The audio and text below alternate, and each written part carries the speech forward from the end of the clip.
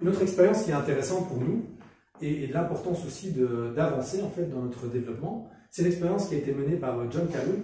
Ça s'appelle le cloaque comportemental ou alors l'utopie des souris. Alors c'est une expérience qui a été menée dans les années 60.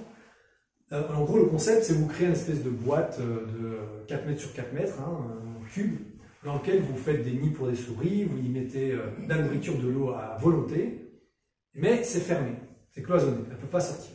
Et vous regardez ce qui se passe. En fait, ce qui se passe, c'est que les souris, elles se développent jusqu'à un maximum, où en fait la promiscuité devient telle qu'il y a des comportements asociaux qui vont apparaître, où il y a de la violence, où il y a plein de choses qui dégoûtent en fait la génération suivante à tel point qu'elle devient asociale, et les souris arrêtent de se reproduire, et à partir du moment où elles s'éteignent complètement. Même s'il y a encore de la nourriture, même s'il y a encore des nids, même s'il y a encore de la place, même s'il y a encore tout, en fait, il ne reste plus aucune souris après un certain laps de temps. Tout simplement parce qu'il y a à un moment donné des traumatismes tellement sévères qui ont été menés, qui ont été expérimentés par une certaine génération de souris, qu'elles deviennent tellement incapables de se reproduire ou de plus d'intérêt à ça, qu'elles se laissent mourir. En fait, c'est une leçon par rapport à la vie, l'essence de la vie même, c'est une expansion. À partir du moment où la vie bute contre une limite qu'elle ne peut plus, ou au-delà de laquelle elle ne peut plus aller, bah, je veux dire, voilà, c'est fini. C'est l'idée de se dire, bah, imaginez qu'on est dans un univers fini, que voilà, c'est fini, il y a une boîte, et puis au-delà de la boîte, il n'y a rien. C'est pas possible pour l'humain. Nous, on a envie on est curieux, on a envie que ça s'étende, que ça se répande, etc. Cette manifestation de la curiosité, de vouloir toujours aller plus loin, c'est cette manifestation de la vie qui est tout simplement ce mouvement expansif. Et voilà, on expérimente ça un tout petit peu en tant qu'humain, on commence à se sentir à l'étroit, quoi. Ici, dans nos sociétés, dans notre vision du monde, dans tout, quoi. Et donc c'est cette idée de se dire, ben, on n'a pas vraiment le choix, en fait. Si on ne casse pas ces limites, pour nous, il n'y a pas vraiment d'espoir.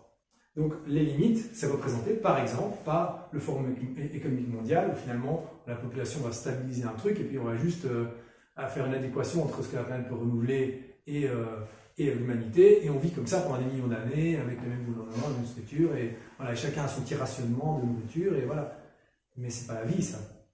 Ça, c'est rechercher une espèce de stase qui n'existe pas dans l'univers. Rien n'est jamais en stase, rien n'est jamais comme ça figé, tout bouge tout le temps, tout évolue, tout change, et c'est refuser d'aller dans cette structure de changement, de rentrer dans cette logique de changement.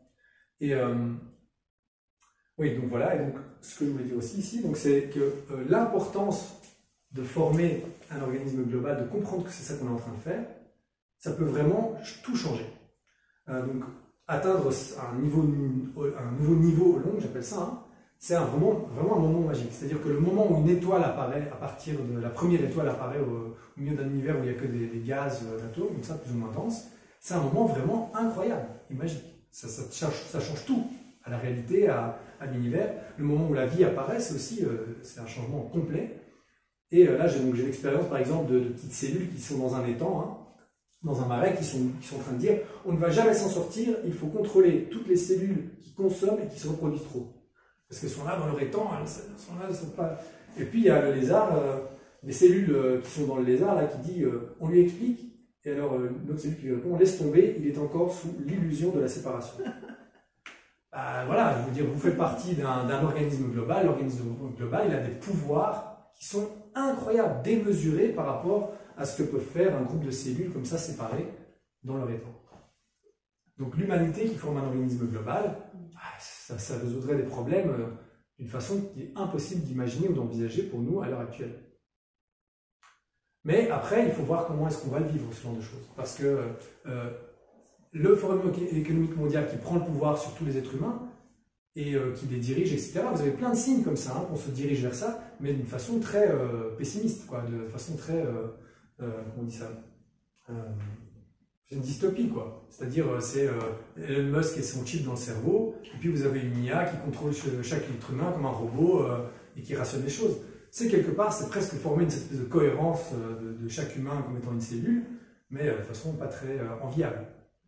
Moi, je préfère plutôt un truc où on est dans un organisme, mais vraiment équilibré comme notre corps, quoi.